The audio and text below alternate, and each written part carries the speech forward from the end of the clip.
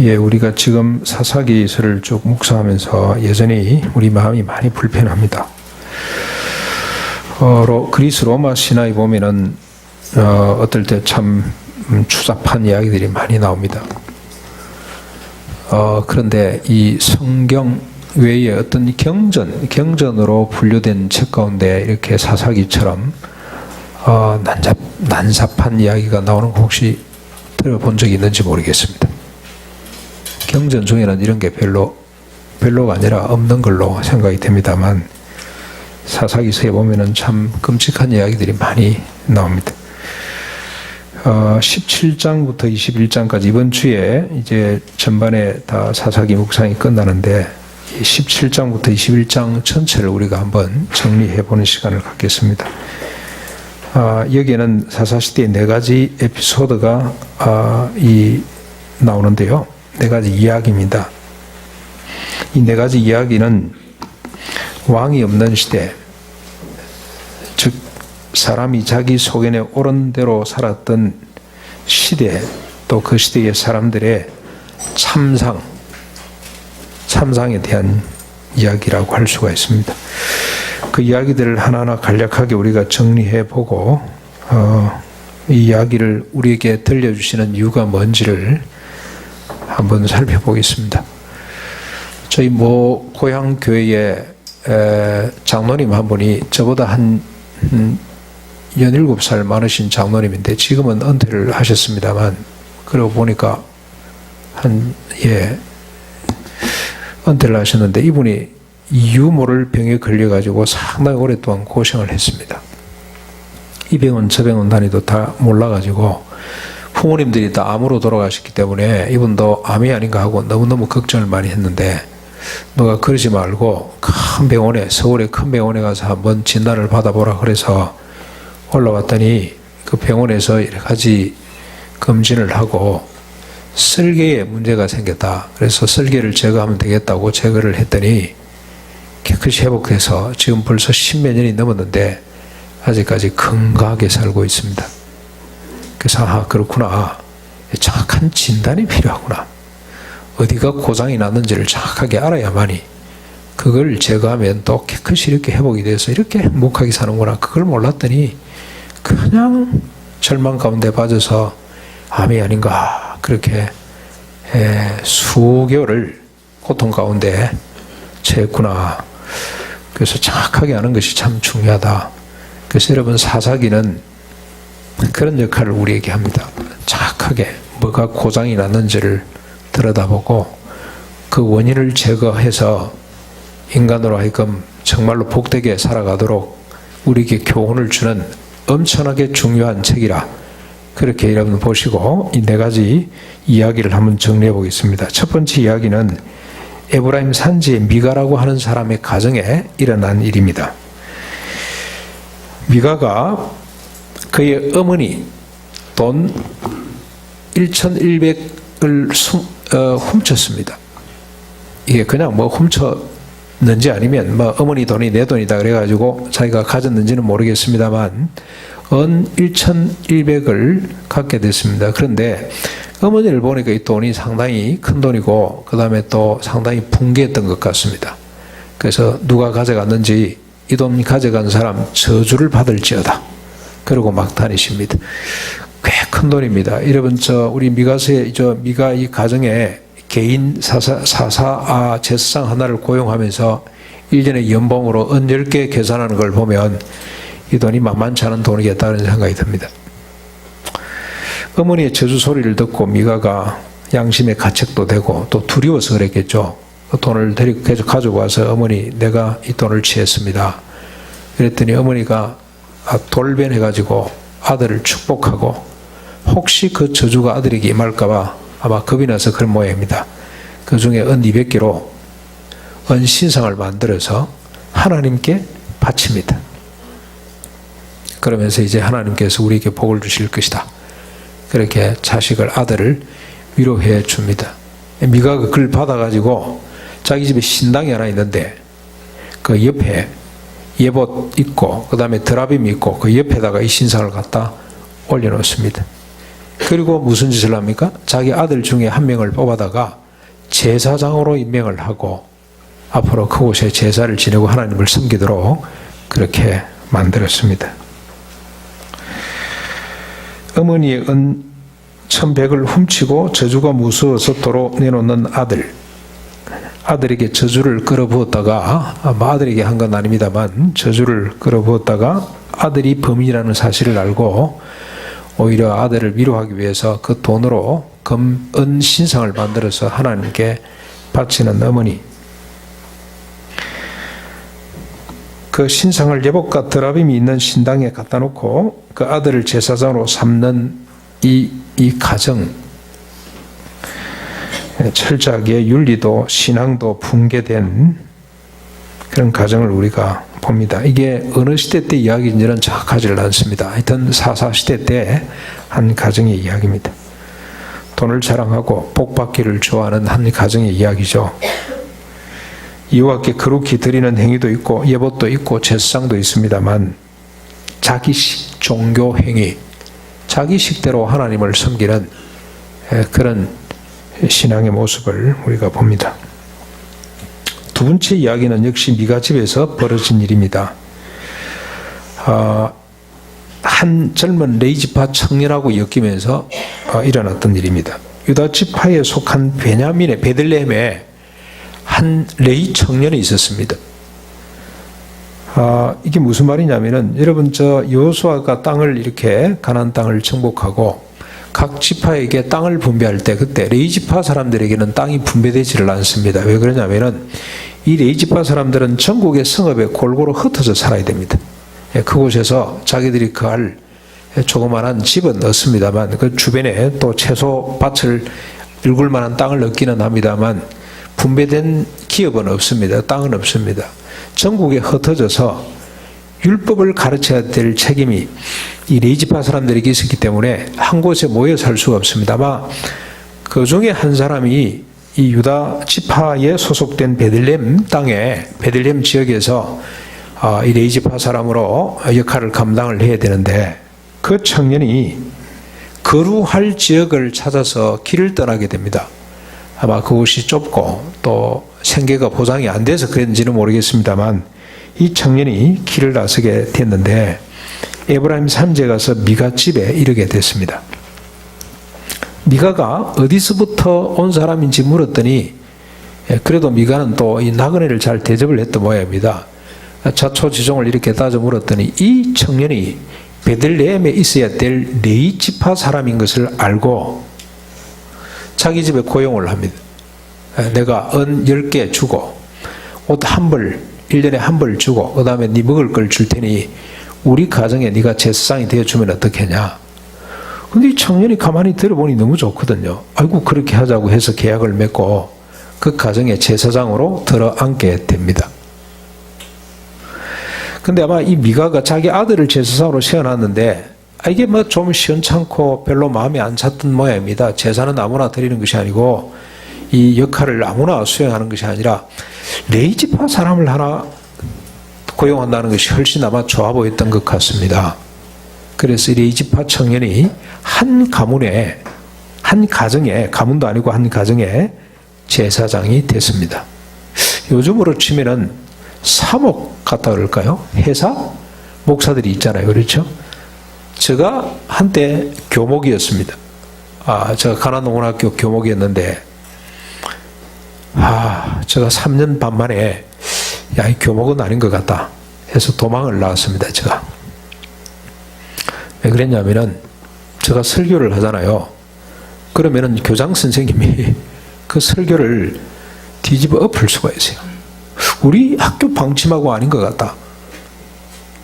그럼 제가 다음 주일날 또 그걸 뒤집어 엎는 설교를 또 해야 됩니다.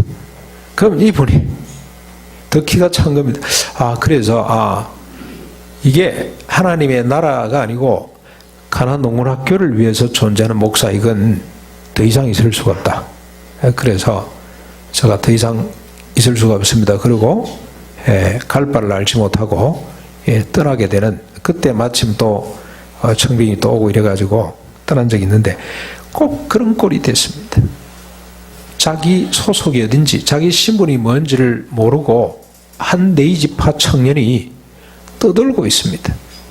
근데 이렇게 떠돌게 하면 또 안 됩니다. 이건 책임이 네이 청년에게만 있는 것이 아니고 그 사회에게 물어야 됩니다. 이 청년이 있을 것을 공급하면서 생계에 지장이 없도록 하고 이 레이지파 특유의 자기 사명을 감당하도록 만드는 것이 그게 하나님의 법입니다.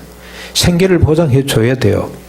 집도 주고 채전도 줘야 돼요. 이렇게 채소를 갖고 먹을 수 있는, 나머지는 10분의 1을 받아 먹게 돼 있습니다만 그 체제, 그 제도가 허물어졌다 이렇게 보시면 됩니다. 여기까지 보면 별로 문제가 없는 것처럼 보이기도 합니다. 종교 혼합주의가 됐든 자기식 신앙이 됐든 미가나 레이 청년이나 먹을 것이 있고 입을 것이 있고 쓸 돈이 있고 행복하니 됐지 않냐, 그런 생각을 할 수가 있습니다. 아니, 먹을 것도 없는데 떠나야지, 그런 생각을 우리가 얼마든지 할 수가 있습니다.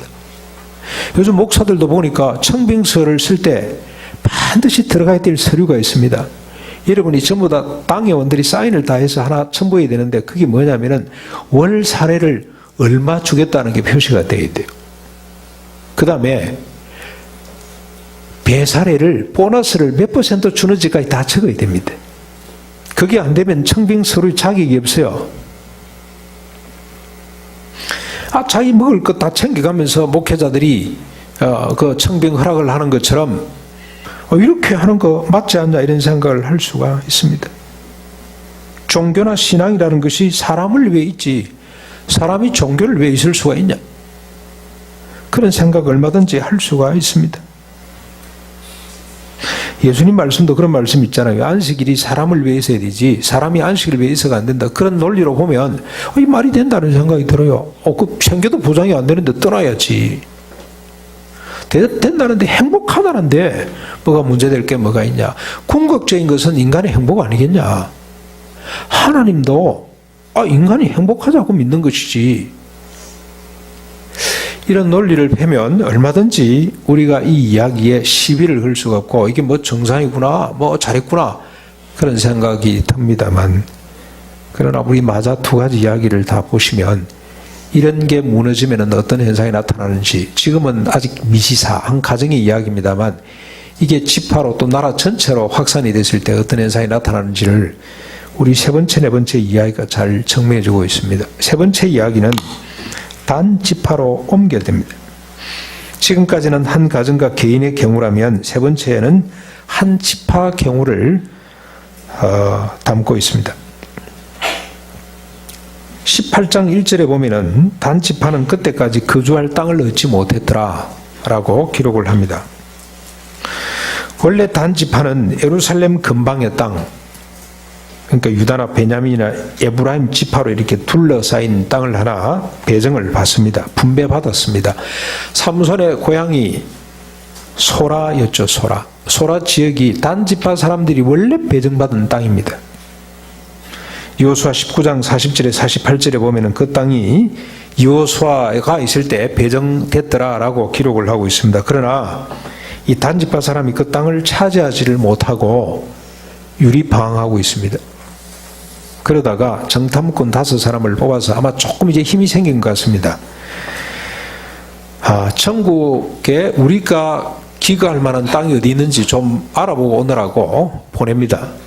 그래서 이 사람들이 땅을 살피다가 에브라임 산지 미가 집에 이르러서 유숙하게 되는데 그 집에 레이 청년이 있는 것을 발견을 합니다. 말씨가 달라요. 알고 봤더니 레이 청년이라. 이 사람이 지금 떠돌다가 이 집에 왔다는 사실을 알고는 그 청년에게 묻습니다. 우리가 지금 땅을 찾아가는데 하나님이 함께 하시겠냐 그랬더니 그 청년, 레이지파 청년이 여호와께서 함께 할 것이니 안심하고 가라라고 그렇게 긍정적으로 이야기를 합니다. 그래서 이 사람들이 저 북쪽 갈릴리 호수 저 북쪽에 있는 라이스라는 땅까지 올라가서 그 땅을 보니까 너무너무 좋은 거예요. 거기는 세상의 모든 것이 다 있더라 그렇게 기록이 되어 있어요. 행복하고 안정돼 있고 먹을 것도 풍부하고 재물도 많고 마치 꼭 시돈 같았더라. 시돈은 여러분 이스라엘 그 북쪽 유대 이 팔레스틴 북쪽에 있는 땅으로 어마어마한 부와 힘을 갖고 있는 나라였습니다. 그런데 그 나라하고 연관이 있냐 봤더니 아무 연관이 없어요. 정치적 연관이 없이 독립된 아주 오제 이렇게 자기들끼리 행복하게 사는 땅을 하나 발견을 하고 자기 동료들이 가서 보고를 합니다. 이런 좋은 땅이 있다 그랬더니 600명의 아주 던지면 맞출 수 있는 이런 실력 있는 전사를 뽑아서 특전사를 뽑아가지고 그 땅을 정복하도록 보내는데 올라가면서 이 미가 집에 다시 이르러 무슨 짓을 합니까? 그 집에 드라빔하고 여봇하고 은신상을 훔쳐가지고 갑니다. 근데 레이지파 청년이 무슨 짓이냐고 물었더니 입을 막으면서 조용히 해라. 네가 오늘 우리 따라 가서 한 지파의 제사장이 될래? 아니면 네 집에 한 가문의 제사장이 될래? 그랬더니 청년이 가만히 생각을 해보니까 여러분 뭐가 좋습니까? 한 가정의 제사장이 되는 것보다도 한 지파의 제사장 되는 게 훨씬 더 폼이 나고 좋았겠죠. 수입도 더 많을 것 같고. 그러니 그냥 따라갑니다. 마치 요즘 우리가 목사들이 위임식을 하고 이런 꼴이라고 보시면 됩니다. 위임식을 하고 또 그 교회에 시무하잖아요. 위임을 받고. 근데 위임식은 결혼식이나 마찬가지입니다. 그 내용을 보면은 내가 하나님이 맡기신 이 교회를 임기가 끝날 때까지 힘을 다해서 사랑하고 섬기겠습니다. 그 다음에 교인들은 여러분 저 보시죠. 아까 우리가 얼마 사례를 드리겠습니다. 그래서 서로 마치 부부가 서로 계약을 하는 것처럼 이렇게 약속을 하는 것이 위임식이에요. 그런데 큰 교회에서 와서 가십시다 그러면 헌신짝 버리듯이 버리고 떠나는데 마치 꼭 지금 이 레이지파 청년이 단 지파 사람들을 쫓아서 그 지역을 이 미가 집을 그냥 떠나버립니다. 이 소식을 난 미가가 동네 사람을 동원해가지고 쫓아왔으면 무슨 짓이냐 이게 지금 남의 걸 왜 훔쳐가냐 왜 남의 집의 제사장을 네가 빼앗아가냐 이러고 항의를 했더니 단지파 이 전사들이 뭐라 그럽니까? 목소리 낮춰라. 네가 목소리를 키우면 여기 있는 사람이 분노해서 네뿐만이 아니고 네 가족들 다 죽일 수가 있다. 위협을 했더니 미가가 한마디도 못하고 그냥 입을 다물고 자기 집으로 돌아갑니다. 그래서 올라가서 라이스를 쳐서 치멸하고 그 땅 이름을 단 이름으로 바꾸고 살게 됩니다. 근데 데리고 왔던 청년은 어떻게 했는지 모르겠어요. 이 청년의 이름이 처음에는 안 나왔는데 보면 그 지역을 정복하고 난 뒤에는 어떻게 됩니까? 제사장을 바꾸었어요. 모세 손자요 게르솜의 아들인 요나단을 단지파 제사장으로 세웠습니다.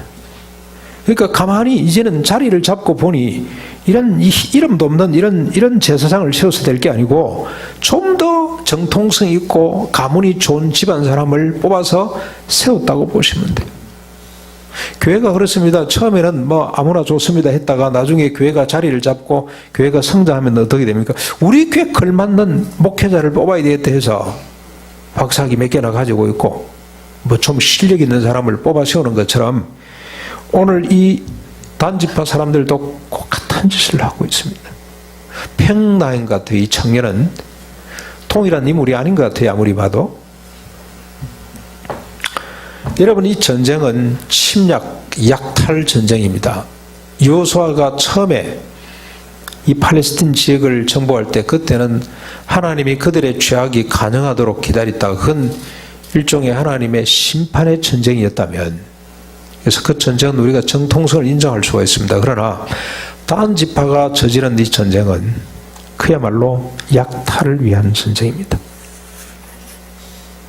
레이지 지파 청년은 한 가정의 제사장이 되는 것보다도 한 지파의 제사장 되는 것이 훨씬 더 좋아서 그 명예를 쫓아갔고 그러다가 평당하고 단 지파가 힘이 있으니까 더 정통성이 있고 가문이 있는 더 폼나는 제사장을 다시 고용하는 이런 모습을 우리가 보게 됩니다. 강자가 약자를 마음대로 약탈하고 항의하는 약자의 입을 막고 살해하겠다고 위협하는 폭력이 난무하는 모습을 우리가 발견합니다. 네 번째 이야기로 한번 넘어가 보시죠. 네 번째는 에브라임 산지의 또 다른 한 레위 사람에 대한 이야기입니다. 이 레위 사람은 유다 베들레헴까지 가서 첩을 하나 얻어왔습니다. 첩입니다. 첩, 부인이 아닙니다.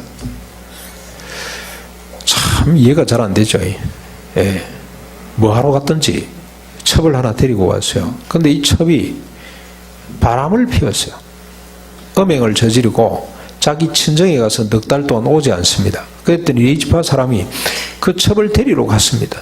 데리러 갔는데 장인어른이 사이 봤다고 잔치를 하고 다음날 떠나려 그러면 아이고 자네 그러지 말고 좀 더 먹고 기력을 회복하고 그렇게 떠나라. 그러고 잘 먹고 대접을 받는데 저녁이 되면 그러지 말고 마음을 즐겁게 하고 다음날 떠나라. 그렇게 연기하다가 닷새를 머물고 더 이상 있어서는 안 되겠다 생각이 들었는지 이제 닷새 되는 날 길을 떠났는데 길을 떠나다 보니 해가 저물게 됐습니다. 그래서 가까운 성읍이 여부스라는 성읍이 있는데 자기 같이 따라갔던 종이 여기 사룻밤 묵고 가자 그랬더니 아이고 안 된다. 여기는 네 방 땅인데 어떻게 여기서 먹을 수가 있냐. 우리 형제 땅으로 가자 해가지고 베냐민 자손이 사는 기바로 가게 됩니다. 기바. 먼 거리는 아닙니다만 좀 더 걸어서 기바에 가서 성문 광장에 앉게 됐습니다.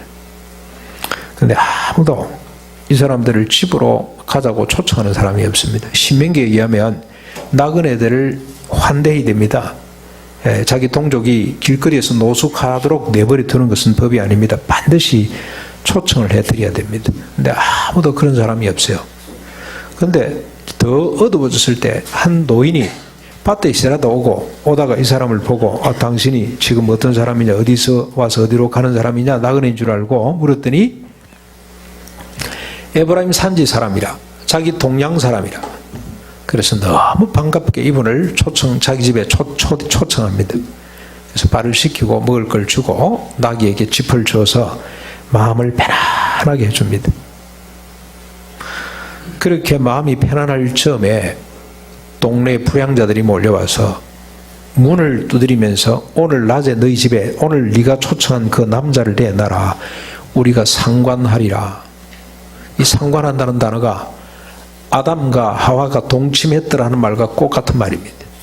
예, 뭐 안다 그런 뜻인데 이게 지금 그냥 안다 정도가 아니고 여러분 이 엄란한 용어입니다. 이게 우리가 그를 상관하리라. 이 사람들이 동성연애자인가? 그렇게도 우리가 얼마든지 해석할 수 있습니다만 여러분 이게 지금 격지 사람이잖아요. 이 사람이 와서 자리를 잡았는데 동료 한 사람을 데리고 왔다. 막 그런 복잡한 관계가 있는 것 같습니다. 아무튼 이렇게 요청을 하니까 그 노인장이 그럴 수가 없다. 어떻게 그런 악한 말을 하냐. 대신에 뭘 제안합니까? 자기 결혼하지 않은 남자를 알지 못하는 딸이 있으니 또 그리고 이 사람의 첩이 있으니 둘을 내줄 테니까 너희들이 알아서 해라. 그리고 이 사람은 건들지 말아라 된 겁니다. 근데 그 사람들이 동의를 하지 않고 계속 문을 부술듯이 두드리면서 내놔라 그랬더니 노인장이 아니고 이 레위 사람이 나서서 자기 아내를 끌어다가 밖에 내줍니다. 자기 첩을. 여러분 자세히 본문에 보시면 끌어다가 내줬어요. 안 갈라 그러는 걸 억지로 내보냈다는 뜻이죠. 밤새도록 그 첩을 괴롭히고 능욕하고 새벽녘에 집에 돌려보냈는데 이 첩이 얼마나 기진맥진했던지 문지방을 넘지 못하고 손을 문지방에 얹어놓고 놓은 채 죽었습니다. 그런데 다음날 아침에 레위지파 사람이 일어나서 죽은 일도 모르고 일어나라 가자. 여러분 그게 어찌 말든지 밤새도록 괴롭힘을 당하고 온 여인에게 이불에도 좀 덮어주면서 뭐 이런 게 좀 있어야 되는데 야 가자 빨리 가자 일어나라. 죽었어요. 그랬더니 그 시체를 자기 나귀에다 싣고 집으로 돌아가서 무슨 짓을 합니까? 토막을 내가지고 그 베냐민 지파는 안 보낸 걸로 뭐 생각이 되면 이란 토막으로 내가지고 전국의 각 지파들 사람들에게 보냅니다. 그 시체 토막을 본 전국의 사람들이 분노하기 시작합니다. 왜 이렇게 됐는지 자초지종을 따지지 않고 시체를 보고 분노합니다. 뭐라고 분노합니까? 출애굽 이후에 지금까지 이스라엘 가운데 이런 일이 없었다는 겁니다. 시체를 훼손해서 이렇게 보낸 적이 없다는 겁니다. 무슨 짓인지 누가 했는지 일어나 그를 치자 하고 와 미스바로 몰려왔습니다. 알고 봤더니 베냐민 지파 사람들이 그래, 기브아 사람들이 그랬어요. 그래서 기브아를 저놈을 치자 하고 올라가는데 뭐라고 결단을 합니까? 오늘 이 전쟁에서 40만이 몰려왔어요. 전국에서. 이 전쟁에 빠지는 사람은 이제 이스라엘 가운데 살아남을 수가 없다. 그렇게 결단을 하고 올라가서 먼저 치기 전에 기브아 사람들에게 그 불량자들을 내놔라. 우리가 그를 처단하겠다고 했더니 기브아 사람들 뿐만이 아니고 베냐민 지파가 똘똘 뭉쳐가지고 내놓을 수 없다. 이렇게 된 겁니다. 그래서 전쟁이 벌어졌습니다. 끔찍한 동족 상잔에 비극이 벌어졌습니다. 그래서 다 죽고 베냐민 지파 사람들이 다 죽고 남자만 죽인 것이 아닙니다. 아내자들 어린아이들까지 다 죽이고 딱 600명이 살아서 도망을 갔습니다. 바위 틈에 숨어 있습니다. 그때서 이 사람들이 정신이 들어가지고 우리 지파 가운데 하나가 없어졌네. 그래서 하나님 앞에 통곡하고 회개를 하면서 그래놓고 하나님이 또 뜻을 묻고 하나님의 답을 기다려야 되는데 자기들이 결정을 합니다. 이 일 어쩌면 좋겠냐. 그러고 보니까 이번 전쟁에 참여하지 않은 사람들이 있어요. 40만이 동원이 돼서 전쟁을 치렀는데 이번 전쟁에 이름을 올리지 않는 사람들이 있다. 알아봤더니 어느 지역 사람입니까? 야베스 길라 사람들이 아무도 참여를 하지 않았다. 됐다. 저 사람들을 다 죽이라. 다 죽이고 처녀만 살려놔라. 처녀만. 600명의 이 베냐민 사람들의 이 아내를 구해주기 위해서 그래야 종족을 유지할 거 아닙니까? 한 지파를 유지할 거 아닙니까? 얼마나 계산이 빠른지 여러분 보십시오.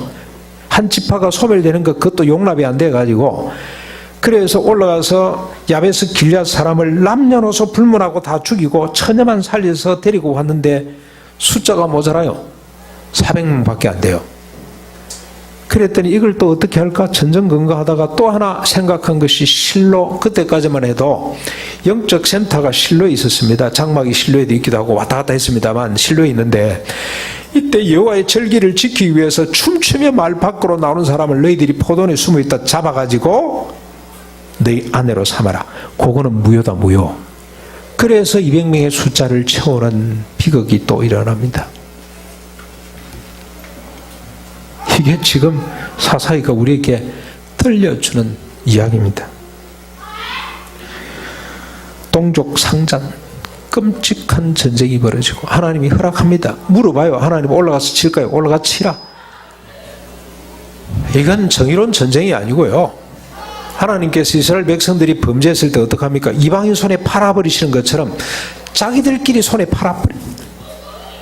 해라. 해봐라. 그런 뜻입니다. 이 비극은 자신의 사명이 뭔지도 모르고 돌아다니면서 첩이나 없고 했던 한 레위 지파 사람 때문에 벌어진 일이기도 합니다. 왜 이런 일이 일어났냐가 중요합니다. 왜 이스라엘 역사가 400년 동안 이럴 수밖에 없었는가? 그 이유를 4번이나 17장에서부터 21장에 밝히고 있습니다. 여러분 17장 6절 우리 다시 한 번 더 쭉 정리하겠습니다. 지난번에 보았습니다만 17장 6절을 한번 보십시오. 17장 6절입니다. 같이 읽겠습니다. 시작. 그때에는 이스라엘의 왕이 없으므로 사람마다 자기 소견에 옳은 대로 행하였더라. 18장 1절 넘어가 보십시오. 그때 이스라엘의 왕이 없었고 단 지파는 그때 거주할 기업의 땅을 구하는 중이라. 그때 이스라엘의 왕이 없었더라. 19장 1절 한번 넘어가 보십시오. 이스라엘의 왕이 없을 그때에 에브라임 산지 구석에 거류하는 어떤 레위 사람이 유다 베들레헴에서 첩을 맞이했더라. 그 다음 마지막으로 21장 25절입니다. 우리 같이 또 한번 읽겠습니다. 시작. 그때에 이스라엘의 왕이 없으므로 사람이 각기 자기의 소견에 옳은 대로 행하였더라. 네 번이나 그 이유를 밝히고 있습니다. 그때 이스라엘이 왕이 없으므로 사람이 각기 자기 소견에 옳은 대로 행하였더라. 이 중에 두 번은 더 간략하게 그때의 이스라엘 가운데 왕이 없었더라. 사사기의 진단은 지극히 단순합니다.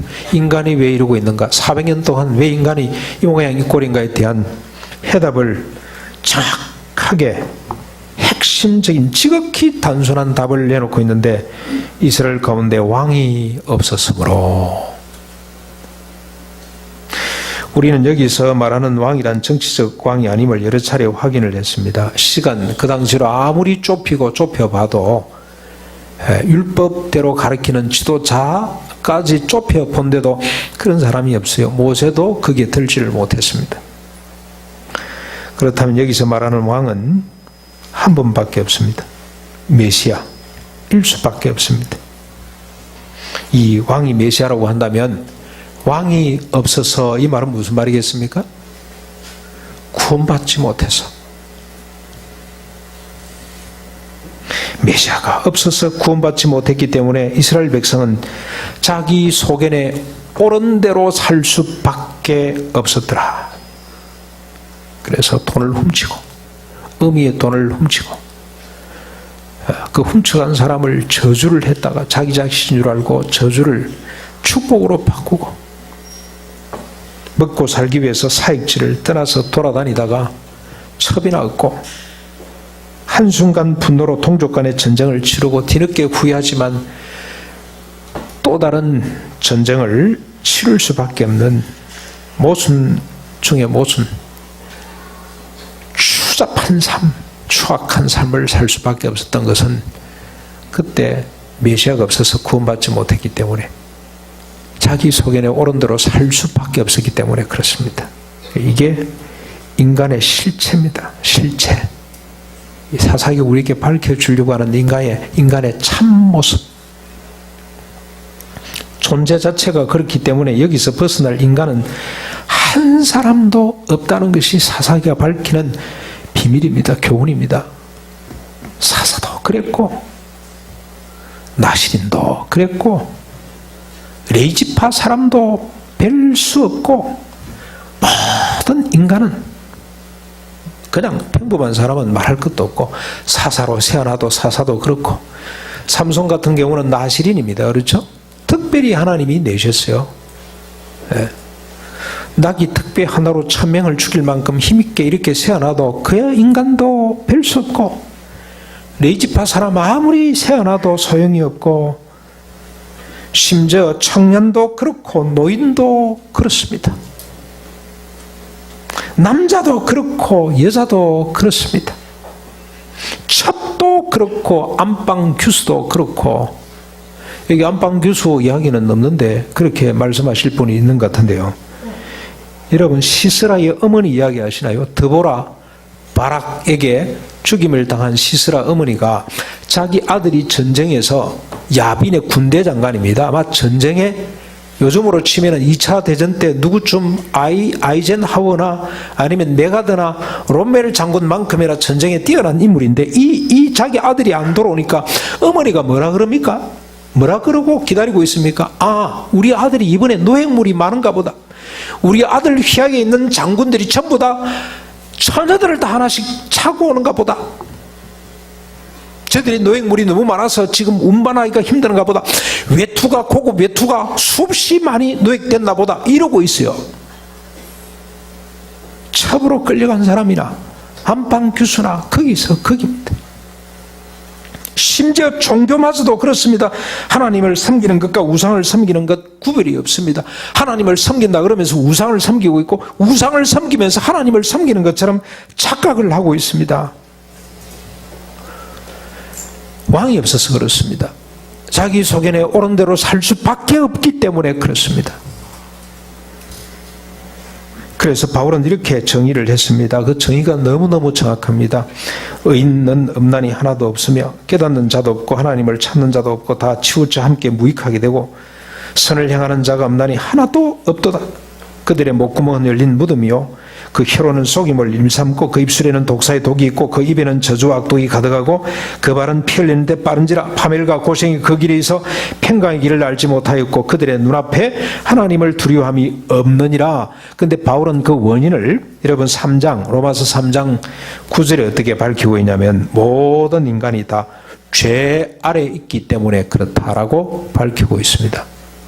꼭 같잖아요. 사사시대 때 인간의 모습이 바울은 이렇게 정의를 했는데 바울은 모든 인간이 다 어디 아래 있습니까? 죄 아래 있기 때문에 그렇다. 사사기는 그걸 어떻게 밝힙니까?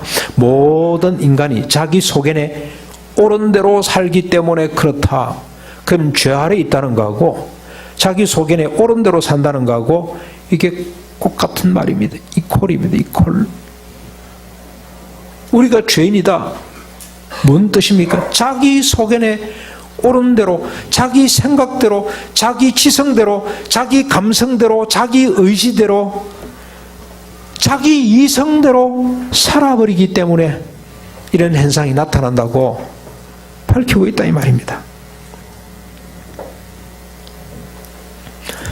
그리스도가 없으면 인간은 죄 아래, 즉 자기 속에는 옳은 대로 살 수밖에 없습니다.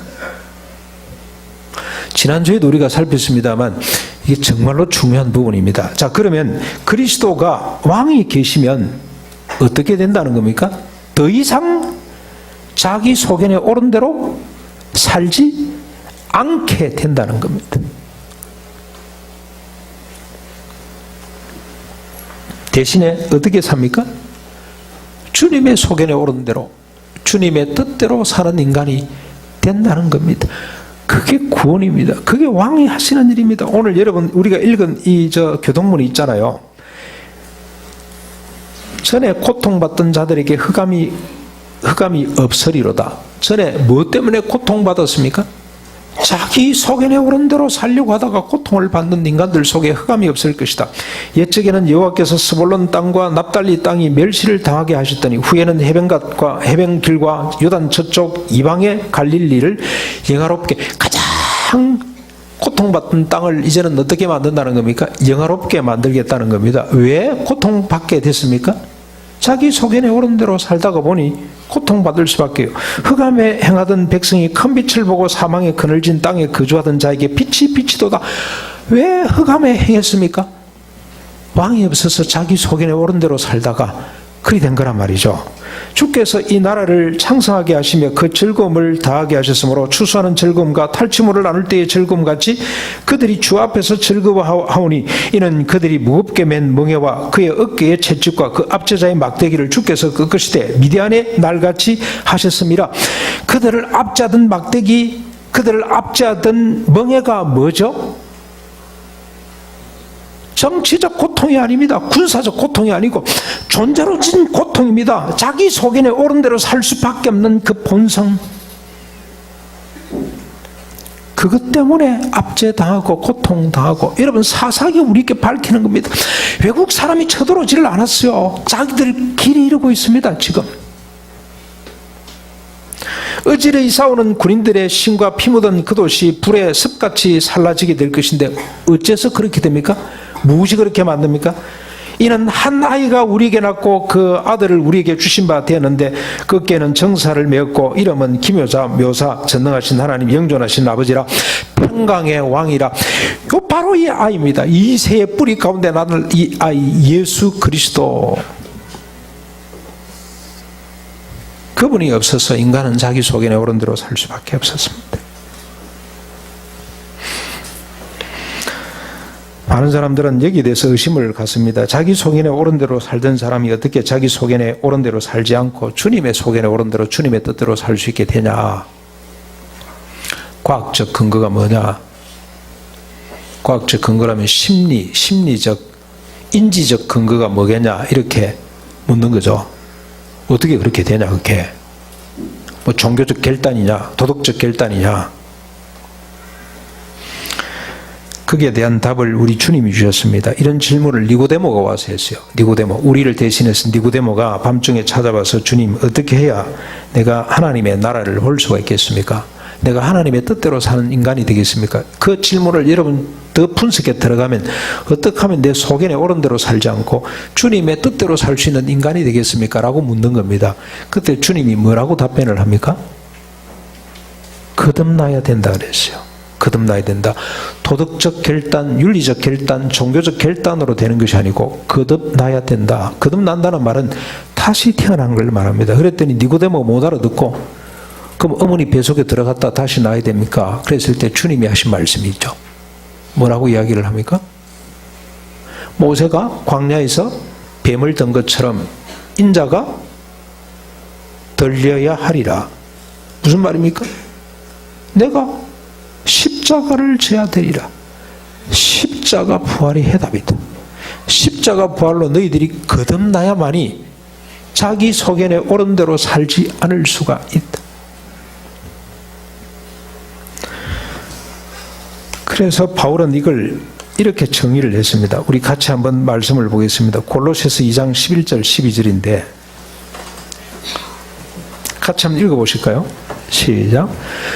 또 그 안에서 너희가 손으로 하지 아니한 할례를 받았으니 곧 육의 몸을 벗는 것이요 그리스도의 할례니라. 너희가 세례로 그리스도와 함께 장사되고 또 죽은 자들 가운데서 그를 일으키신 하나님의 역사로 믿음으로 말미암아 그 안에서 함께 일으키심을 받았느니라. 이게 답입니다. 이게 비밀입니다. 바울이 깨닫고 이렇게 정의를 했습니다. 거듭난다는 게 뭐냐? 어떻게 거듭납니까? 그 안에서 누구죠? 예수 그리스도 안에서. 어떤 그리스도입니까? 십자가에 달려 돌아가시고 부활하신 예수 그리스도 안에서 너희가 손으로 하지 아니한 할례를 받았으니, 손으로 하지 아니한 할례, 마음의 할례를 받았으니 곧 뭐 하는 것입니까? 육의 몸을 벗는 것입니다. 이게 비밀입니다. 여러분 이걸 잘 보셔야 돼요. 이게 기독교입니다. 복음입니다. 우리가 찬양하는 이유가 뭐냐? 여기에 있습니다. 여기. 우리가 다음 주일날 사람들을 불러놓고 무슨 이야기를 해야 되냐? 이 이야기를 할 겁니다. 예수 그리스도 안에서, 그분의 십자가 부활 안에서 너희가 손으로 짓지 아니한 할례를 받는데 곧 육의 몸을 벗는 것이다. 육의 몸이 뭡니까? 자기 소견에 옳은 대로 살아갈 수밖에 없는 인간을 벗는 겁니다. 이건 안 됐잖아요. 나시린도 안 되고 바리새인도 제사장들도 안 되고 레위지파 사람들도 안 되고 사사들도 안 되고 안 됐어요. 아무도 안 됐어요. 모세도 안 되고 다윗도 안 됐습니다. 어떻게 이게 가능하냐? 예수 그리스도 십자가로 됩니다. 십자가로. 그게 벗는 거예요. 그런데 벗는다는 뜻을 이렇게 설명을 합니다. 그리스도의 할례니라. 너희가 세례로 그리스도와 함께 어떻게 됩니까? 장사되는 거예요. 장사. 할렐루야. 자기 소견에 옳은 대로 살 수밖에 없던 사람이 장사돼요. 장사. 죽어버려요. 이런 심리적 심미적 그런 이론이 아닙니다. 이게 과학적으로 증명되는 이론이 아니에요. 하나님이 선물로 주시는 거예요. 하나님의 은혜로 우리에게 하나님이 하시는 일입니다. 여러분, 예수님께서 물로 포도주를 만드셨잖아요. 그게 과학적으로 증명이 됩니까? 안 돼요. 그게 주님의 능력입니다. 주님이 그렇게 하시고자 하면 하신다 이 말입니다. 그래서 주님은 많은 표적과 기사를 보여주셨어요. 그러면서 주님이, 하나님이 직접 이는 내 기뻐하는 자요 내 사랑하는 아들이니 그 말을 들어라. 그 말을 들어라. 무슨 말을 들으라는 겁니까? 자기 소견에 옳은 대로 살 수밖에 없었던 인간을 십자가로 죽이겠다는 겁니다. 죽어요. 죽어야지가 아니고 죽는 겁니다. 죽었다는 겁니다. 자, 죽음으로 끝내는 것이 아니고 장사되고 또 죽은 자들 가운데서 그를 일으키신, 누굴 일으켰습니까? 주님을 일으키신 하나님의 역사로 믿음으로 말미암아 그 안에서 함께 우리를 일으키십니다. 함께 우리를 일으키셔요. 이게 십자가 부활의 비밀입니다. 자기 소견에 옳은 대로 살 수밖에 없었던, 자기 생각대로, 자기 감정대로, 자기 지성대로 살 수밖에 없었던 인간을 주님이 죽이시고 이제는 하나님의 뜻대로 사는 인간으로 우리를 다시 살려주시는 것이 십자가 부활의 비밀이라.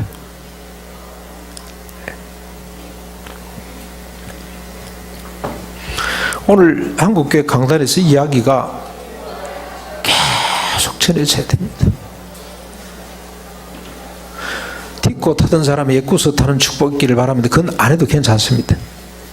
제발 그런 설교는 좀 그만하고 이걸 이야기해야 돼요. 이걸. 하나님의 언약입니다. 하나님의 은혜입니다. 약속입니다. 선물입니다. 선물. 그랬구나 하고 우리가 받으면 됩니다. 아, 내가 죽고 내 소견대로 살던 내가 죽고 없어졌구나. 이제 다시는 내 소견대로 살지 않고 주님의 뜻대로 사는 인간으로 내가 다시 거듭났구나. 이게 주님께서 나에게 주신 구원이구나. 은혜구나. 선물이구나. 그랬을 때 우리 삶에 놀라운 역사가 나타납니다.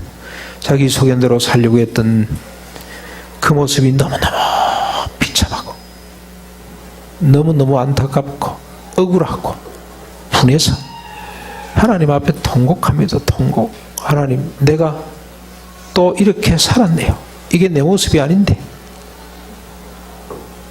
그때 비로소 우리에게 가난한 마음이 생깁니다. 가난한 마음, 애통하는 마음이 생깁니다. 그리고 우리 속에 소망이 넘쳐나게 됩니다. 이걸 믿을 때 소망이 넘쳐납니다. 어떤 소망이냐? 그래, 내 소견에 오른 데가 아니고 주님의 뜻대로 살고자 하는 강렬한 소망이 있잖아요. 주님, 그때가 언제니까 내가 온전히 주님의 뜻대로만 살 수 있도록 해 주십시오. 그래서 이름을 7번 용서하는 것이 하나님의 뜻인데, 하나님 그렇게 살게 해 주십시오. 그렇게 살게 해 주십시오. 하글하글로 응징하지 않는 것이 하나님의 소원인데, 그게 하나님의 뜻인데, 내 육신의 소견은 어떻습니까? 내 소견에 옳은 대로 하면은 갖고 싶잖아요. 보복하고 싶잖아요. 이 십자가 부활을 할 때 그런 생각을 했다는 자체가 너무너무 부끄럽고 너무너무 창피하고 억울하고 안타까워서 하나님 앞에 띠굴띠굴 뒹굴면서 하나님 용서해 주세요. 하나님 죄송합니다. 하나님 이건 아닙니다. 제가 이런 생각을 하다니요. 하나님 저를 좀 불쌍히 여겨주십시오. 그러면서 아직까지도 하나님의 뜻대로 용서하지 못하는 내 자신을 부둥켜 안고 또 하나님 앞에 통곡합니다. 하나님, 이건 내 모습 아니잖아요. 하나님 빨리 저에게 힘을 주십시오. 그거 보장하려고 와에 계시는 분이 성령님이잖아요. 성령님 나를 좀 붙들어 주십시오. 예. 억울하고 애매한 일을 당해도 주님을 생각하면서 참을 수 있는 저가 되게 해주십시오 하고 통곡하는 겁니다. 그러면서 모든 인간을 품을 수가 있습니다. 이해할 수가 있습니다. 이해할 수가 있습니다. 자기 소견에 옳은 대로 사는 사람은 절대로 타자를 품을 수가 없습니다. 이해하게 됩니다. 하나님, 저분도 하나님 십자가 부활 아래 있는 사람인데 우리가 동일한 마음을 품을 수 있도록 하나님 우리를 좀 붙잡아 주십시오. 원망하지 않습니다. 절망하지 않습니다. 끝까지 믿습니다. 끝까지 견디는 사람이 됩니다. 소망 없이 견디는 것이 아니고 하나님의 은혜가 나타나도록, 십자가 부활의 은혜가 나타나도록 견디고 소망하는 것이 그게 진짜 믿음입니다. 사랑하는 성도 여러분, 다음 주일은 이 소식을 알려드리기 위해서 우리 이웃들을 초청합니다. 여러분 주변을 한번 보십시오.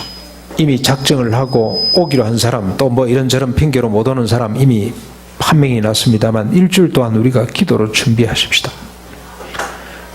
여러분 나가서 한번 옆에 주변을 살펴보시고, 저도 이번 한 주간 동안 돌아다니면서 제가 작정한 사람이 있습니다. 있는데 여기 작정하는 사람들 중에 아직까지도 이 소식 모르는 사람이 대다수잖아요.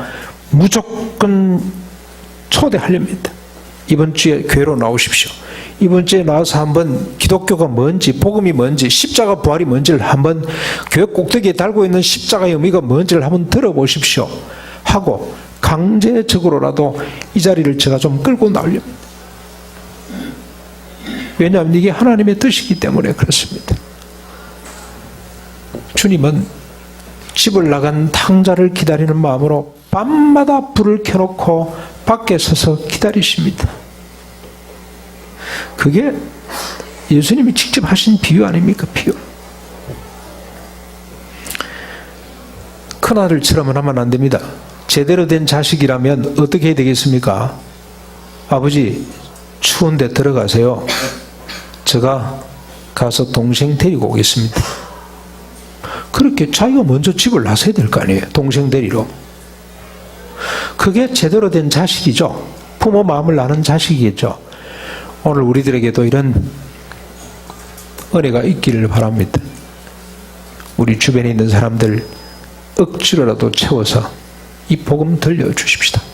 이 귀한 소식을 여러분 우리만 알고 있어가 되겠습니까? 전해야 됩니다.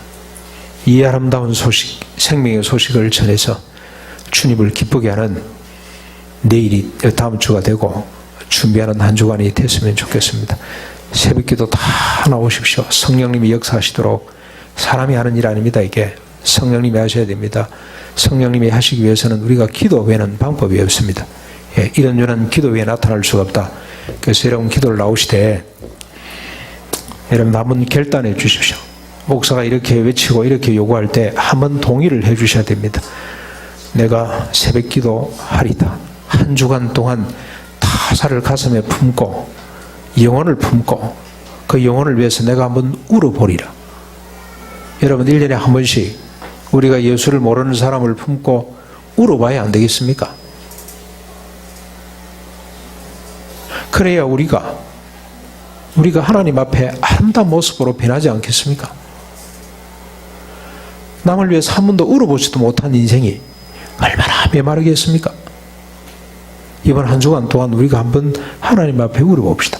아직도 예수를 몰라 자기 소견에 옳은 대로 살다가 고통 가운데 빠져있는 우리 이웃들을 위해 눈물로 기도하는 한 주간이 되고 그분들을 주님 앞으로 초청하는 주일이 될 수 있기를 바랍니다.